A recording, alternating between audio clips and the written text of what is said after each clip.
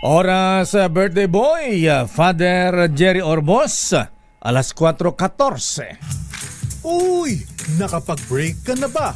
Nakapag-relax ka na ba? Saan ka man nagtatrabaho, mapa-opisina man o work from home o mula mismo sa pwesto, sasabayan namin ang break time mo. Sasabayan namin ng mga balita at komentaryo, mga panayam ng mga taong viral ngayon. DZRH Break Time! RH Break Time!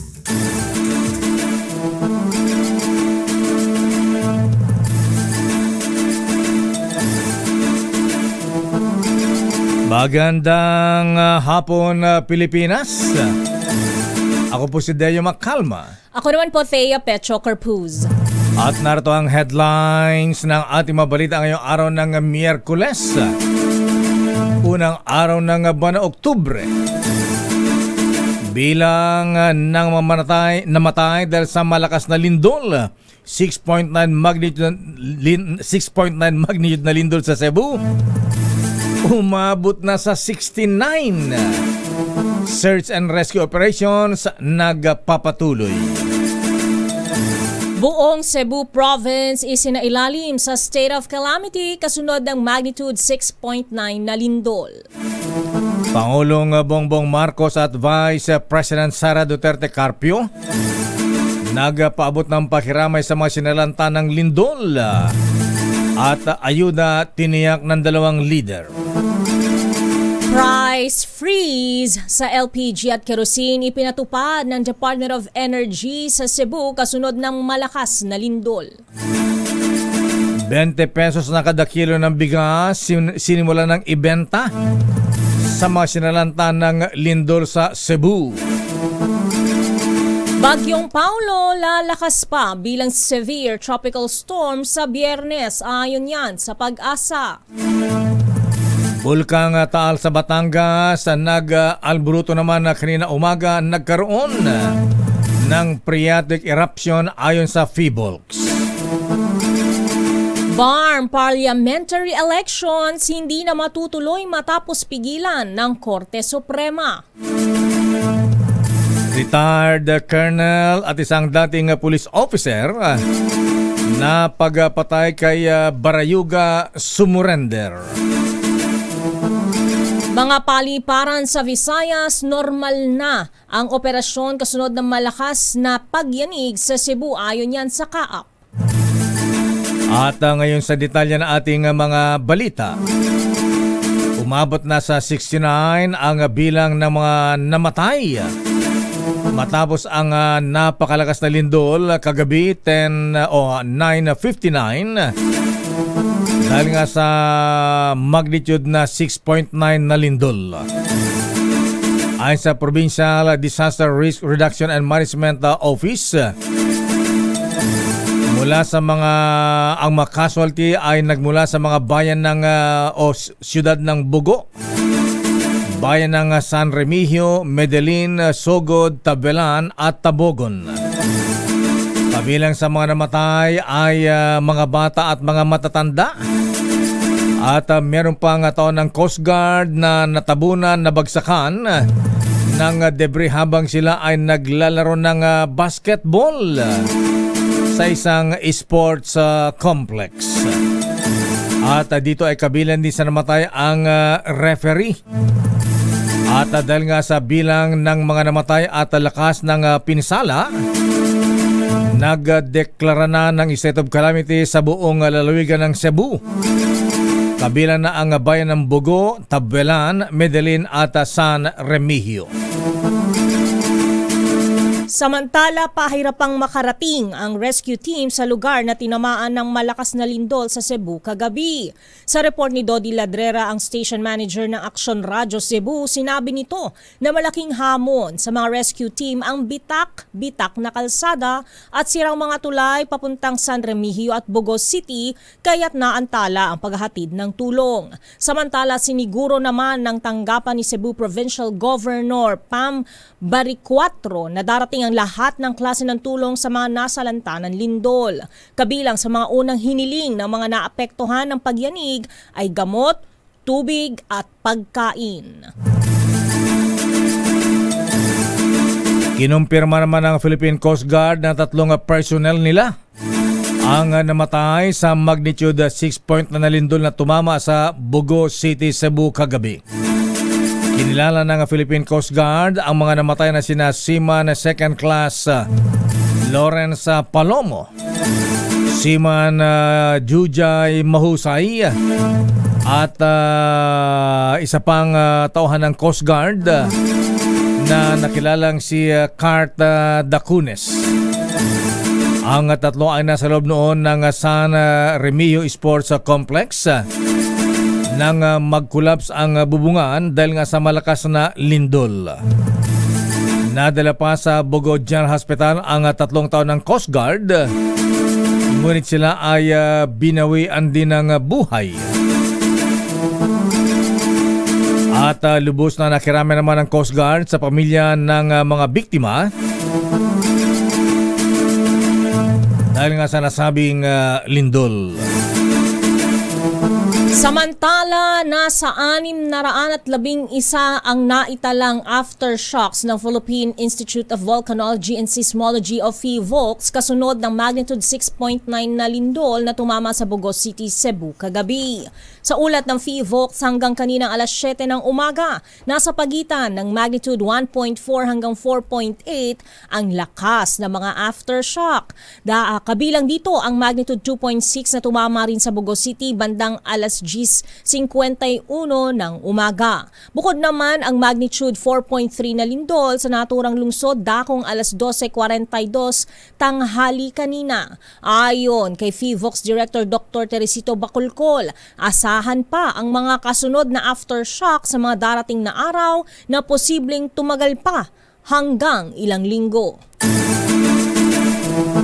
Isinailalim na sa state of calamity ang lalawigan ng Cebu dahil nga sa pagtama ng malakas na lindol. Ginawa ng provincial government ang deklarasyon sa pamagitan ng emergency online session. Batay sa kanilang initial na pagtaya, may gitna sa 64 o 69 ang mga namatay at marami iba pa ang sugatan. Patuloy namang ina-assess ng mga local authorities at disaster response team ang lawak ng pinsala ng malakas na lindol. Ongoing pa rin ang search and rescue and relief operations sa mga naapektuhang lugar. Samantala, pinagutos ng Pangulong Bongbong Marcos sa mga kaukulang ahensya ng pamahalaan na tulungan ang mga napinsala ng malakas na lindol sa Cebu. Samantala, nanawagan ng tulong si Cebu Governor Pamela Baricuatro sa mga pribadong sektor at mga individual para mabigyan ng hot meals at ready-to-eat food ang mga biktima ng magnitude 6.9 na lindol sa probinsya.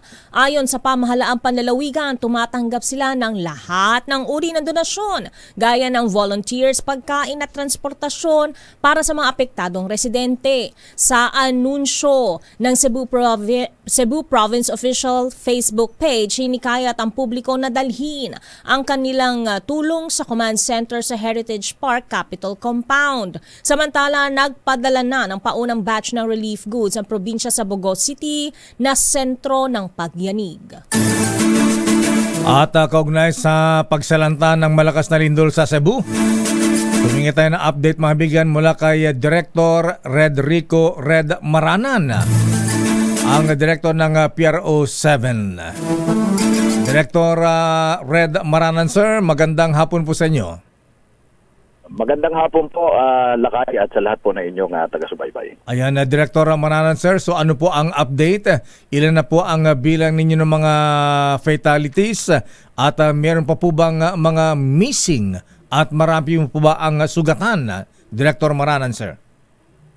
Sa ngayon po, as of 4 p.m. na natanggap nating ulat, ay 63 na po yung ating fatalities at more than 200 yung mga injured na ating na-rescue at na-pull out doon sa kanilang mga lugar at sa kanilang mga bahay. Wala naman po tayong naiulat na nawawala sa ngayon.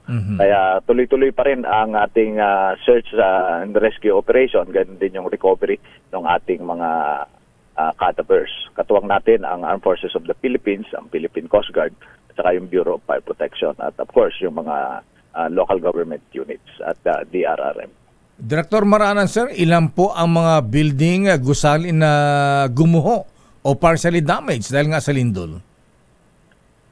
Sa ngayon ay tuloy-tuloy pa yung ating pag-a-assess. Nasa field pa yung ating DPWH, ganun din yung engineering office ng Cebu Province. At kanina nagbigay sila ng paunang ulat, yung kanilang cost assessment, sa damage assessment ng cost ng lahat ng nasira, to include private and government properties and structure, ay aabot na sa 3 billion pesos.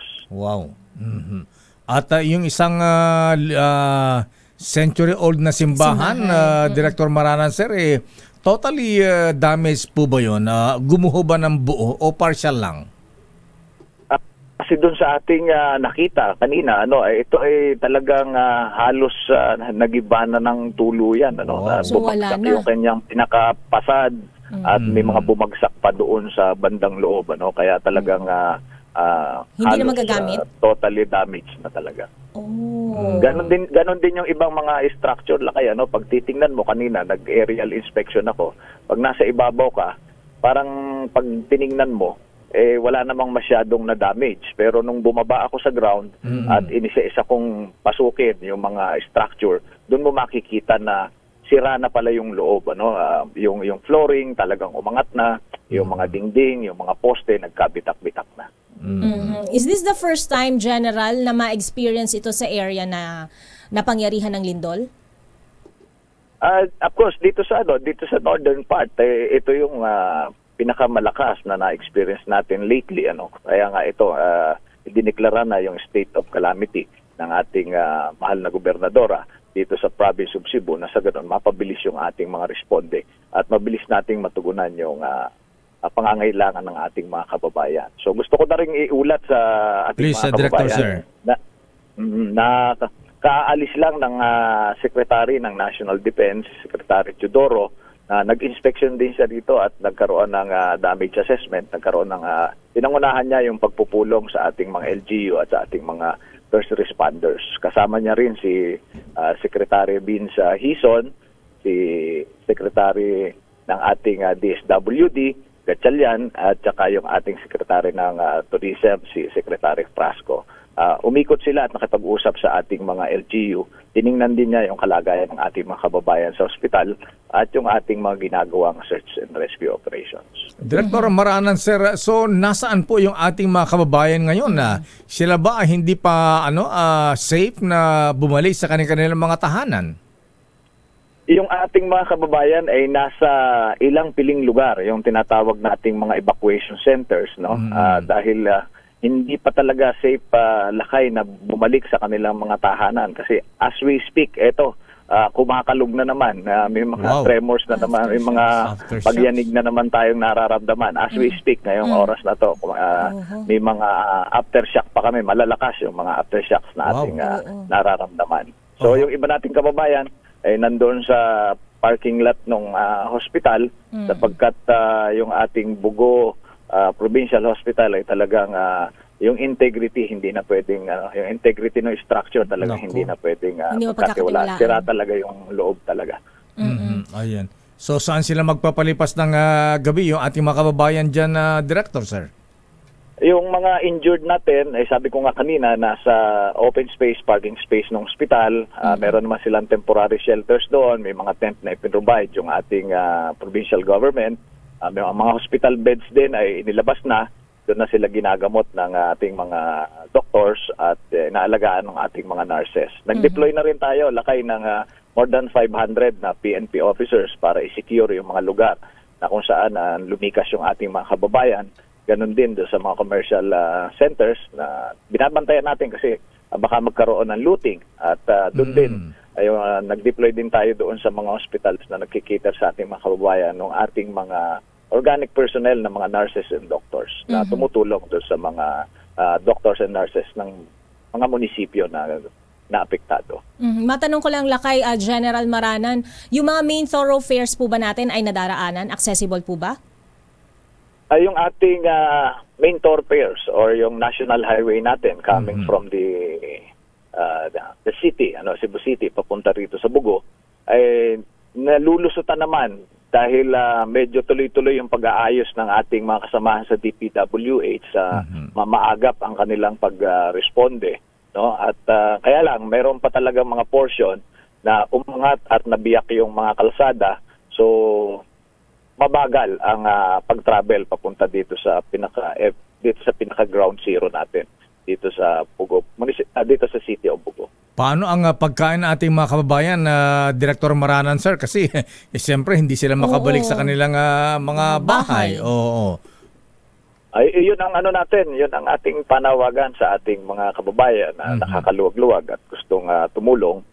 Tumatanggap po ng donasyon ang Provincial Government of Cebu ng mga ready-to-eat meal na yung hindi na lulutuin, yung ganun din ng tubig. Napaka-importante kasi medyo mainit ang panahon dito. Yun nga, yung mga kababayan natin hindi makabalik sa kanilang tahanan dahil delikado, hindi rin makapagtrabaho. Halos sarado ang lahat ng mga commercial establishment dito. So ang challenge at ang ating issue na ina-address for the meantime ay yung pagkain ng mga kababayan natin na nasa mga evacuation centers. Pero tuloy-tuloy naman, may dinadalang pagkain yung ating mga kasamahan sa DSWD, tuloy-tuloy yung pagbabalot natin ng tinatawag nating mga relief goods na pinamimigay. Alin sir ang pinakagrabing sinalanta? Ang Bugo, Medellin o San Remigio? Based dito sa assessment ko kanina, nung umikot kami, itong Bugo ang medyo natamaan ng matindi kasi yung mismong City Hall nila talagang halos totally damaged yun, yung hospital. Doon naman sa San Remigio, ang nakita nating na damage talaga doon ay yung kanilang sports complex. During the time na nagkaroon ng lindol, mayroong sports activity na sinasagawa kaya medyo naging concern yun. Nag-collapse yung security wall at may bumagsak na parang cemented beam at yun ang naging dahilan kung bakit nagkaroon tayo ng mga fatalities doon sa lugar na yun. Doon sa isang event na nakita natin sa video, Director Maranan, sir, yung may beauty pageant yata. Oo, may event. Saan yun? Wala bang nasugatan doon? Wala bang namatay doon? Ay, kung ang tinutukoy mo yung ating ASEAN beauty pageant. Pati sa Cebu City yun. Cebu City. Sa ginanap yon sa Radisson Hotel, At ang participants natin doon ay galing sa ibang bansa na mga beauty contestant.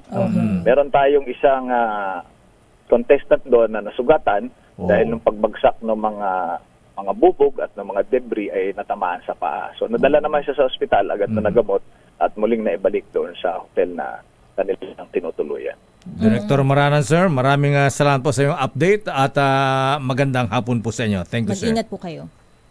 Maraming salamat po sa pagkakataon na Lakay Deo at sa lahat ng inyong mga taga-subaybay. Thank you very much, sir. Mga kaibigan, PRO7 Director Redrico Red Maranan. So, mas mababa yung kanilang bilang. Ilan may sinabi niya kanina? Yung count natin 69 pero sa kanila ay yung kanilang official count pa lang. Ay 63. Ayan. At nagpaabot naman ng paghiramay si Pangulong Ferdinand Marcos Jr. sa mapamilyang nawalan ng mahal sa buhay matapos ang malakas na lindol, 6.9 magnitude. Sa kanyang mensahe, pinagdasal din ng Pangulong Marcos ang kaligtasan ng mga nasugatan at mga iba pang naapektuhan ng lindol. At tiniyak naman ng Pangulo na nakatutok ang pamahalaan sa pagtugon sa mga pangailangan ng mga naapektuhang residente. Kaugnay nito, nasa Cebu ngayon ang makalihim ng iba't ibang ahensya ng pamahalaan. Sabi ni Director Red Maranan kanina ay sina Secretary Vince Dizon ng DPWH, Secretary Gatchalian ng DSWD at maging si Secretary Gibo Teodoro ng Department of National Defense. Patuloy namang nagsasagawa pa rin ng search and rescue operations ang Bureau of Fire Protection habang nakadeploy naman ang Philippine National Police para sa pagpapanatili ng kaayusan at pagtulong sa mga operasyon. Samantala, maghahatid ng tulong ang Office of the Vice President sa mga biktima ng magnitude 6.9 na lindol na tumama sa Cebu. Sa mensahe ni Vice President Sara Duterte, nagpaabot siya ng pakikiramay sa lahat ng mga naapektuhan at tiniyak na agad nakikilos ang OVP upang magpaabot ng tulong. Isasagawa ang distribusyon ng ayuda sa pamamagitan ng mga satellite office ng Office of the Vice President sa Cebu, Bohol at Siquijor. Gayon din sa Eastern Visayas, Panay at Negros Islands. Babalikan po natin mahabian ilang pang detalye na ating mga balita. Abay, bagyong Paulo lalakas pa bilang severe tropical storm sa darating na Biyernes ayon sa Pag-asa. At bulkang Taal nag-alburuto rin kaninang umaga at nagkaroon ng phreatic eruption. At isang retired colonel at dating police officer na sangkot sa pagpatay sa opisyal ng PCSO na si Barayuga sumurrender sa mga otoridad. At BARM parliamentary election sa Mindanao hindi na matutuloy matapos pigilin ng Supreme Court. At mga airports naman sa Visayas, normal na ang operasyon ay naman sa Kaap. Ang detalye na mabalitang yan sa ating pagbabalik sa ating palatuntunang Break Time. RH Break Time. Oras sa Mr. Cesar Lee, Mr. Michael is my guy. Kuyang Larry Francisco. Alas 4:36. Ay, grabe. Maraming kusog ng bagyo. Si Bagyong Opong po ay posible pa yung another landfall dito sa vicinity ng Masbate. Kaayo ang linog lang. Magnitude 6.9 ito. Magnitude 6.9 is already considered a strong earthquake. Sunod-sunod na ang sakuna. Matapos ang bagyo, ngayon naman lindol. Kailangan nila ng tulong. Tumulong ka na ba? Malaki ang pinsalang tinamo ng ating mga kababayan sa pananalasa ng bagyo sa lalawigan ng Masbate at pagyanig ng 6.9 magnitude na lindol sa Cebu. Kailangan nila ng tulong. Para sa mga nais magparating ng tulong sa mga taga Masbate at Cebu, bukas na po ang aming MBC Operation Tulong Inc. Metrobank Count Number 6407-6400-86412 para tumanggap ng tulong pinansyal. Kailangan ng Masbate ng tulong. Kailangan ng Cebu ng tabang. Operation Tabang Masbate at Cebu.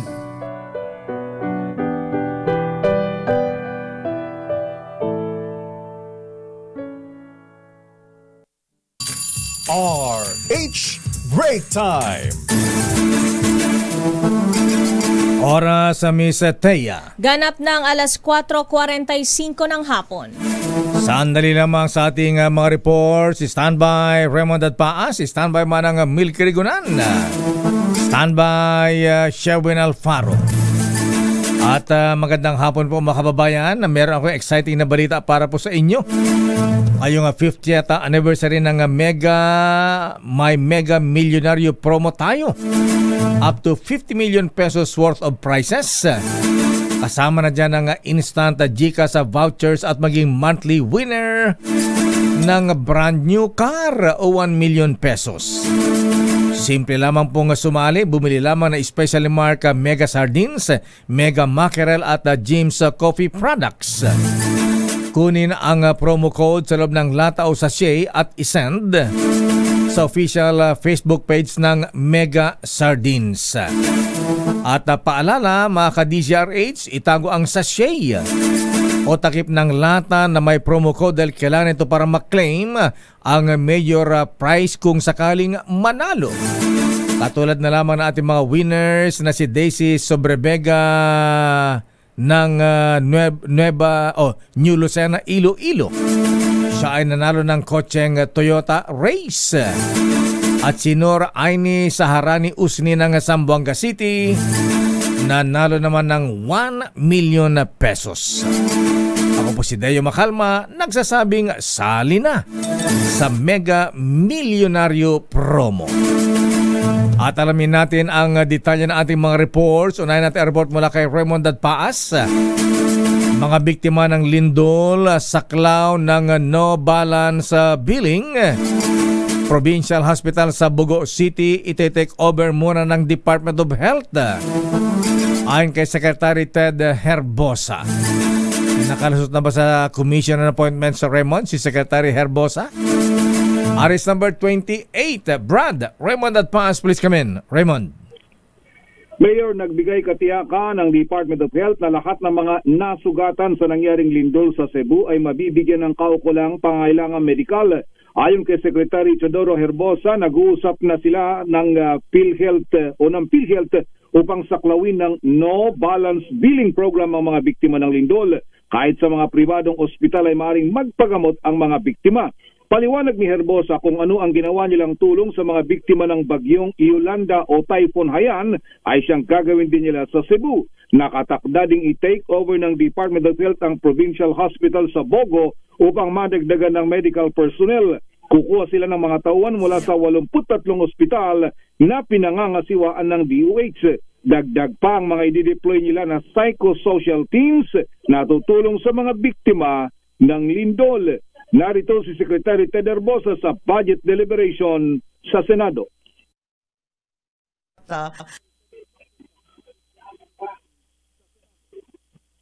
Actually ask our PhilHealth President to issue a similar issuance that we issued during Typhoon Haiyan, wherein all of these patients will be covered on a no-balance billing with PhilHealth para pati yung mga casualties sa earthquake makapunta sa private hospital and then matreat sila. And then depending on the reports, what happens in a massive earthquake or like Typhoon Haiyan magnitude is that we can take over, the DOH is mandated by law to be able to take over all health facilities in the area to operate it. Ginawa po natin to for 6 months in Typhoon Haiyan. So we'll look at Bogo. If the hirap na hirap talaga yung LGU, iti-take over namin yung provincial and then we will get our teams from the 83 hospitals to help support essential services. We'll also, now that you reminded me, I will be sending and deploying a mental health psychosocial team from our National Center for Mental Health. Meron na kaming specific team na mapapadala. Si the Health Secretary Ted Herbosa. Mula sa Senado, ito RH 20. Mayor. Yung mga sumalang sa Commission on Appointments sa Cabinet Secretary, sila ba'y nakalusot? Lusot yung dalawa, Mayor. Secretary Sharon Garin ng Department of Energy at Secretary Henry Aguda ng Department of Information Communications Technology o DICT at yung 39 na generals and other officers ng AFP. Armed Forces of the Philippines. Sino yung Cabinet Secretary na hindi nakalusot sa CA? So, para sa ngayon, halos lahat naman na, Mayor. Halos lahat na. Okay na. Ang hindi pa lang sumasalang sa CA ay si Secretary Vince Dizon dahil kalilipat pa lang niya sa Department of Public Works and Highways. Ayan. Okay, so kailan ang hearing ulit ng Blue Ribbon? Wala pang ini-schedule, Mayor, kung kailan ito gagawin dahil ang priority nila sa ngayon ay tapusin muna yung mga budget deliberations dahil hanggang sa next week na lang yung mga budget deliberations, Mayor. Okay, maraming salamat, Raymond. Mula sa Senado, nandito ngayon yung mga miyembro ng Alas Pilipinas Volleyball Team na pinararangalan ngayon dito sa Senado. At bago magsimula yung sesyon kanina, ay isang statement ang binasa ni Senate Majority Leader Juan Miguel Zubiri. Ito ay upang iparating yung kanilang pakikiramay sa lahat ng mga biktima ng lindol sa Cebu at nangako ang Senado na kung anuman yung kanilang maitutulong at matinding pangangailangan ay tutulong sila para maibsan yung paghihirap ngayon na dinaranas ng ating mga kababayan dyan sa lalawigan ng Cebu na biktima ng lindol. At siyempre kasama na din yung mga biktima din naman ng Bagyong Opong doon sa Masbate at iba pang mga probinsya. Ito si RH20, Raymond Advance para sa DZRH, una sa Pilipinas, una sa Pilipino. Mula Senado, dumako naman tayo sa Kamara de Representantes. National Historical Commission agad ding magtutungo sa Cebu para alamin kung ilang historical sites ang malubhang naapektuhan ng lindol. Idetalye mo balita, RH12, Milky Riganan. Manang Milky. Kaya at lakay sisikapin ng National Historical Commission na agad na marating ang Cebu para ma-assess ang extent of damage ng lindol sa mga historical sites sa lalawigan. Sa pagdalo sa plenary deliberation sa 2026 budget ng National Historical Commission of the Philippines, sinabi ni Regalado Jose Jr., chairman ng National Historical Commission, ngayong weekend kung maayos na ang transportasyon, pupunta ang mga kinatawan ng NHC sa Cebu. Sa pagtayag ni Jose, mga 10 ang historical site sa Cebu na karamihan ay mga lumang simbahan. Depende sa transportasyon, sinabi ni Jose, nakasama sa kanilang pupuntayan ng ayang Bogo, Bantayan Island at iba pa. Ayon kay Jose, bagamat wala pang deklarado na UNESCO sites o World Heritage Sites sa Cebu, marami dito ang mga historical site mula pa noong panahon ng mga Kastila.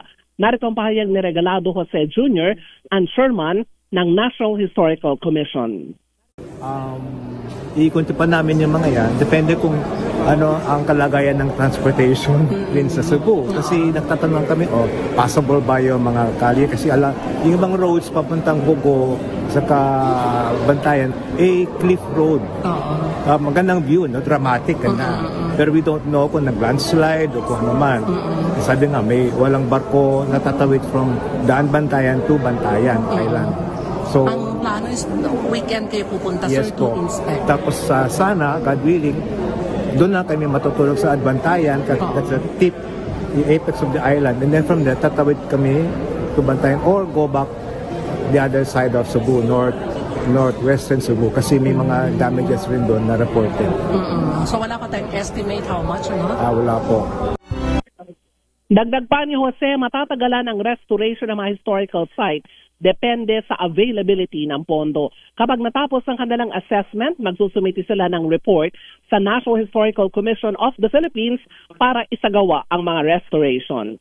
Ako si Milky Riganan, nagulat para sa DZRH, una sa Pilipinas, una sa Pilipino. Maraming salamat, Milky. Samantala, report mula kay Sherwin Alfaro. 400 taong dormant fault line na posibleng dahilan ng malakas na lindol sa Cebu. Ayon sa PHIVOLCS, ang detalye mula kay Aris number 6, Sherwin Alfaro, please come in. Sherwin.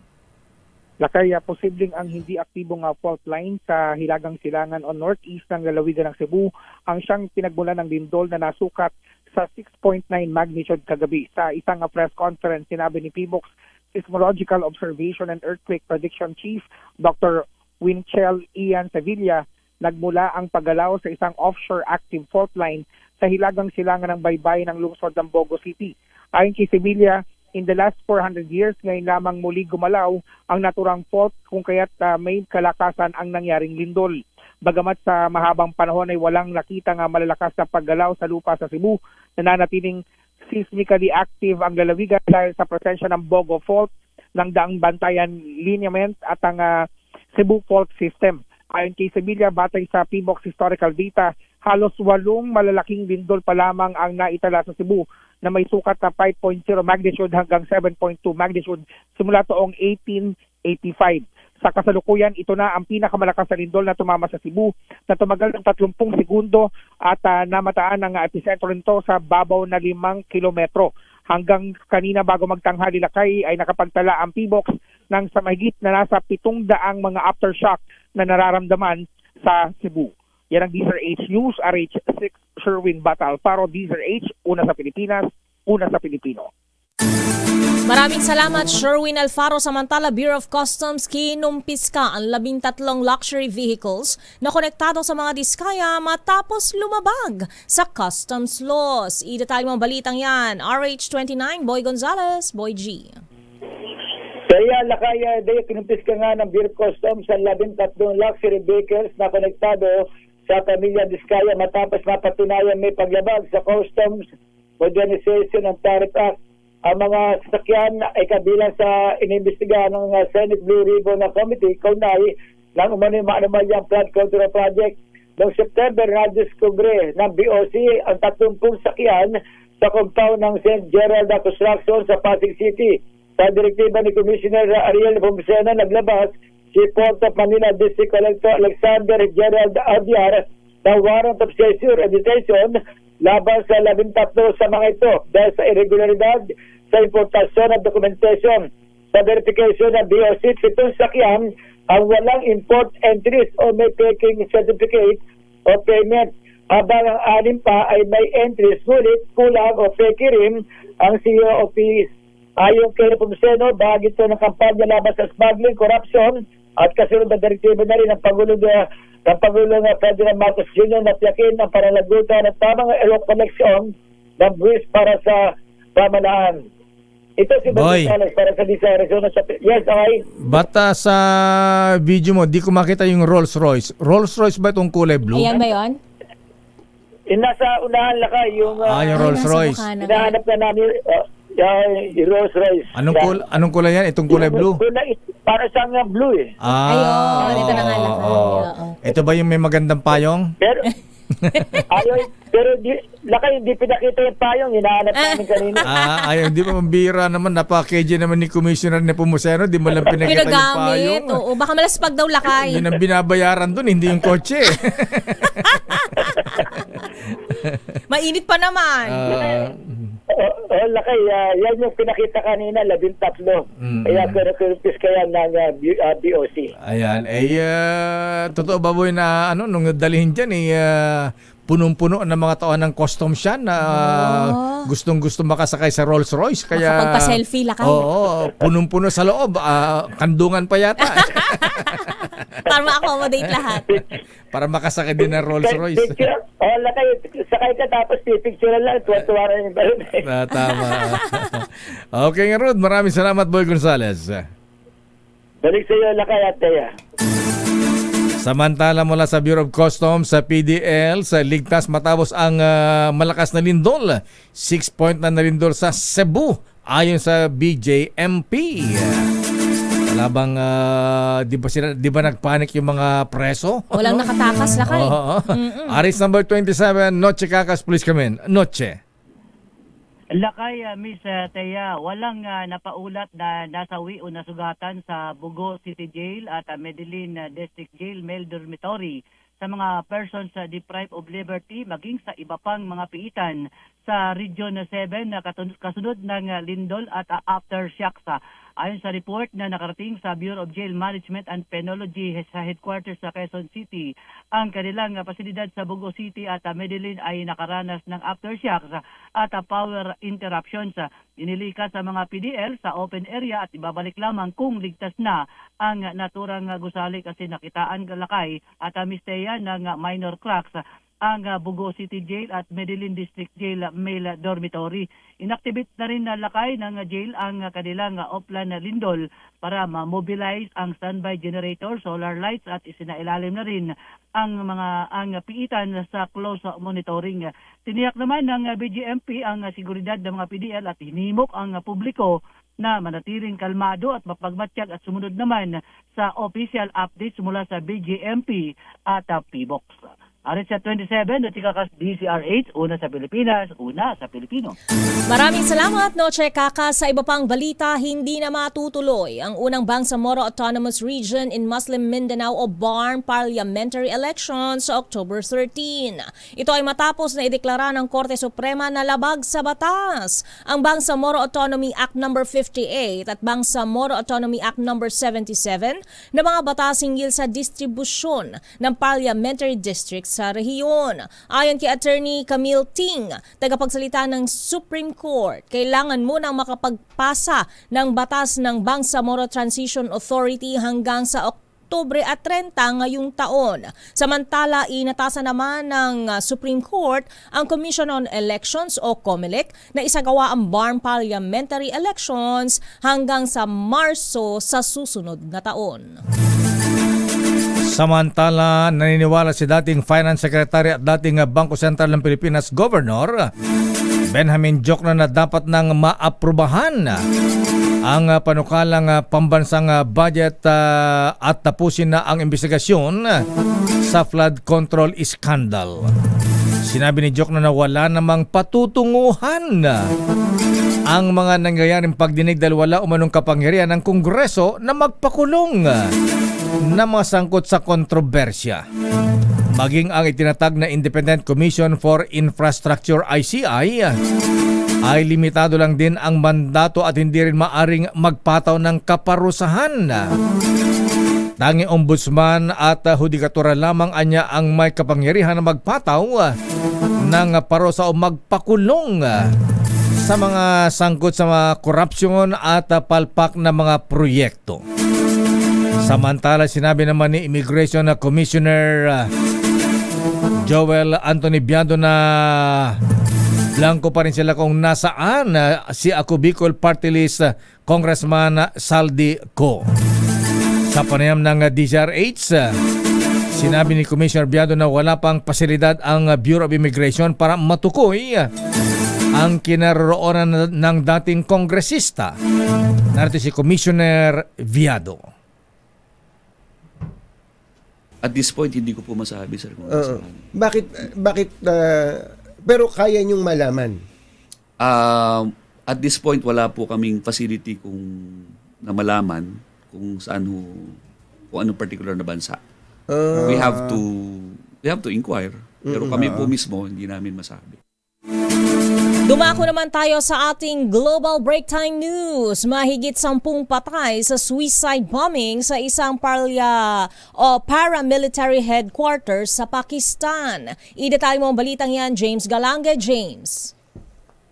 Mistea, isang panibagong insidente na naman ng suicide bombing ang naganap sa labas mismo ng headquarters ng paramilitary force sa Quetta, Pakistan, kung saan mahigit 10 ang nasawi, kabilang ng ilang mga sundalo, habang 30 naman ang sugatan mula sa nasabing pagsabog. At pagkatapos nito ay may mga nagpaputok din ng baril mula sa mga hindi pa nakikilalang suspect. Kuha sa CCTV ang pagbangga ng isang pickup truck sa nasabing headquarters at dito na naganap ang naturang pambobomba. At hanggang sa ngayon ay wala pang grupong umaako sa responsibilidad ng pag-atake. Tinawag naman ni Pakistani Provincial Chief Minister Safrad Bugti na duwag umano ang mga hinihinalang militanteng grupo na anya hindi ito makapipigil sa kanilang layunin dalhin ang kaunlaran at kasaganaan sa kanilang mga mamamayan.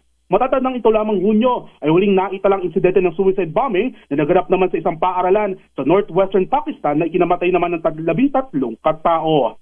Ito si James Galange ng DZRH TV, una sa Pilipinas, una sa Pilipino. Maraming salamat James. At sa balitang sports, si tennis star Alex Iyala umabante sa round of 16 ng Zhuzhou Tennis Open sa China. Nato ang detalye mula kay Millie Borja. Millie. Matapos ang maulan na araw at matinding laban, nakalusot ang Filipina tennis star na si Alex Iyala patungo sa round of 16 ng Zhuzhou Open. Naipanalo ng 20-year-old na si Iyala ang mahirap na duelo kontra sa Polish player na si Katarzyna Kawa noong Martes. Naputol ang laban sa score na 2-all sa unang set dahil sa mga pag-ulan.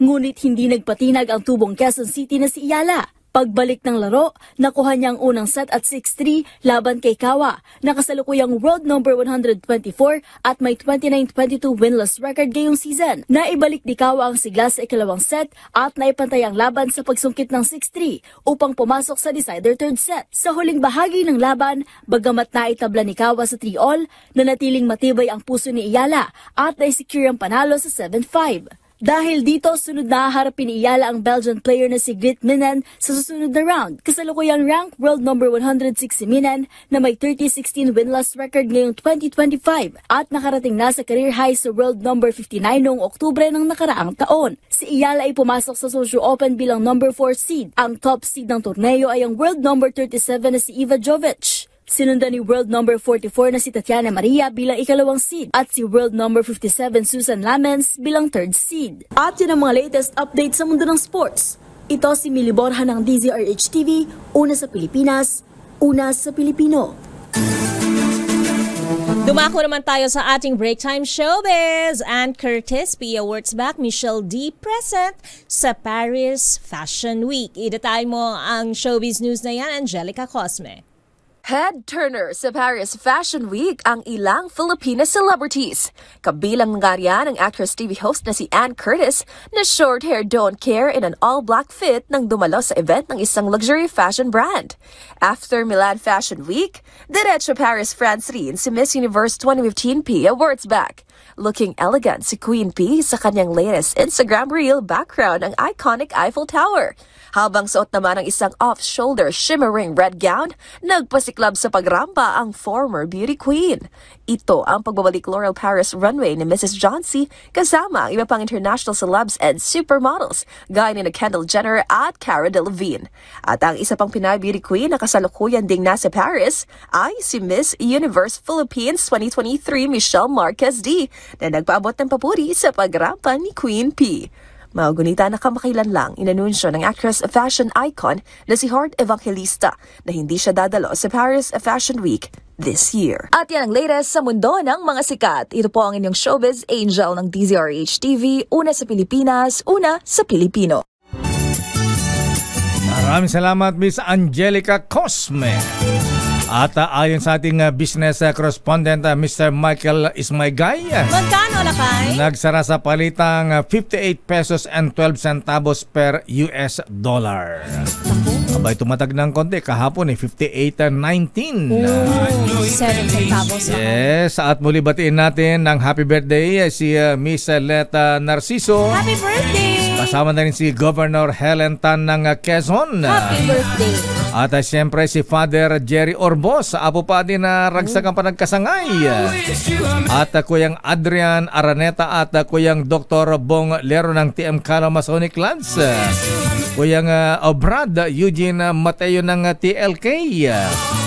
At binabati rin natin ng happy 21st anniversary ang Basic Military Training Class 2004 Bravo ng Philippine Air Force.